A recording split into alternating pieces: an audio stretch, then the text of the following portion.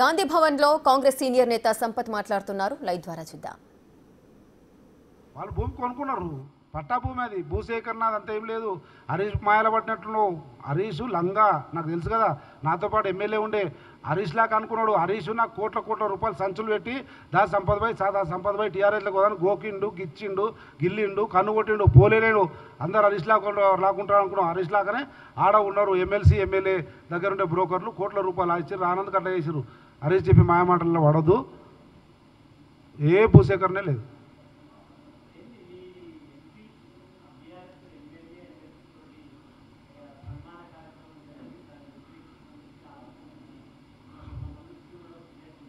మొదటి విషయము, ఒక 10 గ్రామాల ప్రజల జీవన్మరణ సమస్య అయినటువంటి గంభీరమైన సమస్య గురించి మాట్లాడడానికి వచ్చిన కనుక ఆ విషయం మాట్లాడడం డైవర్ట్ అవుతుంది. అయినప్పటికీ అది తీసుకోకండి, ఇది వేరే విషయం అని చెప్తూనే, నిన్న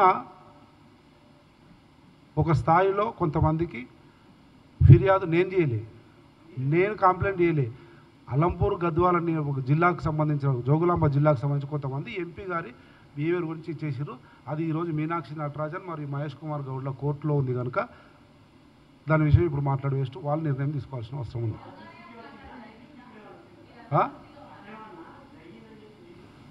నేను ఒకటే చెప్తున్నా, ఒకటే ప్రేమ్, ఈ గంభీరమైన సమస్య వేరే పోతుంది ఇది మాట్లాడితే, అందుకని చెప్తాను దాన్ని వేరేగా తీసుకోండి.